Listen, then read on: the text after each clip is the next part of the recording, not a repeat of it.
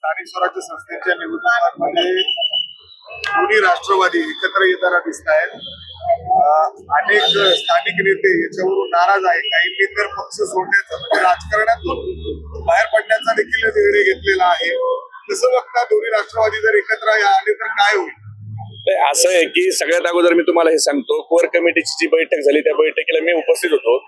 तिथं आदरणीय पवार साहेबांनी सांगितलं पहिला प्रेफरन्स जो आहे तो स्थानिक लेवलला स्थानिक नेत्यांना, म्हणजे जर मी माझ्या भागात काम करत असेल तर मला भारतीय जनता पार्टी सोडून इतर पक्षासोबत जर जायचं असेल तर त्याला अधिकार तो त्याचा आहे.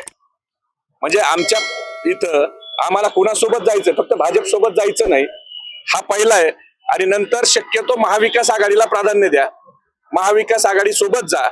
आणि जर काही ठिकाणी आपल्याला महाविकास आघाडी सोबत अजून काही पक्षाला घ्यावा लागत असेल तर भाजप सोडून इतर पक्षाचा विचार करा, एवढीच चर्चा झालेली आहे. पण काही नेत्यांना तुमचं हे मान्य नाही, त्यांनी फार राजीनामा द्यायची पण तयारी नाही.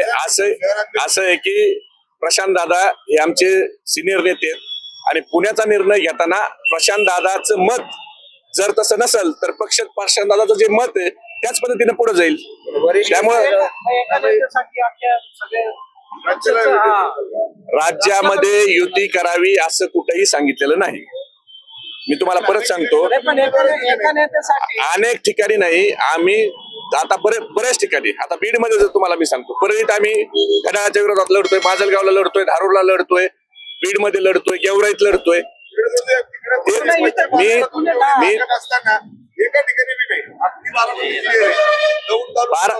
बारामतीमध्ये आमचा उमेदवार आहे असं काय म्हणताय? अहो ताकदीने असं आहे की जिथं आमच्याकडे बिनविरोध, आता जिथं उमेदवार मिळायला अडचण आली तिथं इच्छुक आता नसला, इच्छुक दबाव काही नाही, दबाव काही नाही. जिथं इच्छुक आहेत, आता सत्तेकडे जाणाऱ्या लोकांचा ओढा जास्त आहे हे समजून घ्या. सत्तेचा पैशाचा सत्ताधारी पार्टी आता 10 लाख देतो, 20 लाख देतो, 25 लाख देतो, हा आश्वासनाचा पाऊस आहे नुसता. ठीक आहे, आता लोकशाही आहे, आमदार लोक सोडून गेलेत, माजी नगरसेवक गेले म्हणून काय आता त्याच्यात वेगळं काय?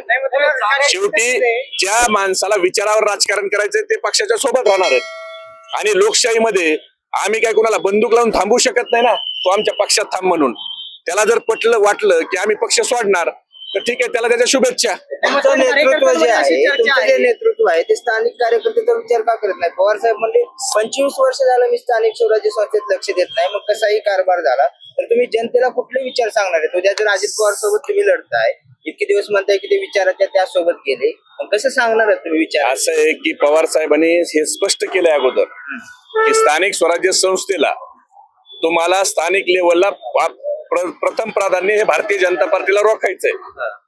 भारतीय जनता पार्टीला रोखायचं आणि फर्स्ट प्रायोरिटी ही महाविकास आघाडी करायची आहे. त्यामुळे स्थानिक लेवलला तुम्ही विचार करून सर्वांशी चर्चा करून निर्णय करा असं पवार साहेबांनी म्हणलंय. कुठंच दोन्ही राष्ट्रवादी एकत्र करा असं पवार साहेबांनी म्हणलेलं नाही किंवा पक्षाच्या बैठकीत अशी कोणतीही चर्चा झालेली नाही.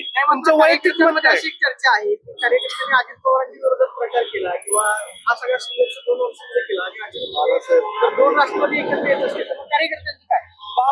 असं आहे की बारामतीत 2 राष्ट्रवादी एकत्र आल्यात का? बारामतीत आम्ही तुतारीवर वेगळंच लढतोय ना. ठीक आहे, काही उमेदवार आम्हाला कमी भेटले असतील, काही उमेदवाराला पैशाचा आम्ही देऊन फोडला असेल. युगेंद्र दादांनी सांगितलंय ना 20-20 लाख रुपयाच्या ऑफर देऊन फोडल्यात. मग जर एकत्र यायचं असतं तर त्याची सुरुवात बारामतीतून झाली असती ना, दुसरी कोण चंदगडहून व्हायची गरज नाही.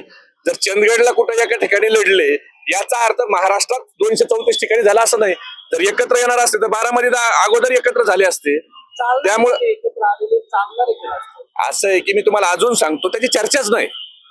म्हैस पाण्यात आहे, म्हैस पाण्यात आहे. असं आहे की ज्या विषय मी तुम्हाला काय सांगतो, ज्या विषयावर अजून चर्चाच नाही, ज्या विषयावर चर्चाच नाही, जर मला चालणार आहे का नाही हे माझ्या भाषणातून तुम्ही बघा. तुमच्या चॅनलने मला दाखवलेत मी नगरपालिकेमध्ये काय भाषण करतोय हे तुम्ही बघा, त्याच्यावर ठरवा. माझ्या चालण्याचा न चालण्याचा प्रश्न नाही. ज्या दिवशी याच्यावर चर्चा होईल मी तुमच्या मीडिया समोर सांगतो, त्या दिवशी स्पष्टपणे येऊन माझं मत मी नेत्याला सांगून खाली येऊन प्रेसला सांगेल, एवढं पण सांगतो. त्यामुळं आम्ही ज्या गोष्टीवर चर्चा झाली नाही, म्हैस पाण्यात आहे, तिचा सौदा केवढं करायचा आता?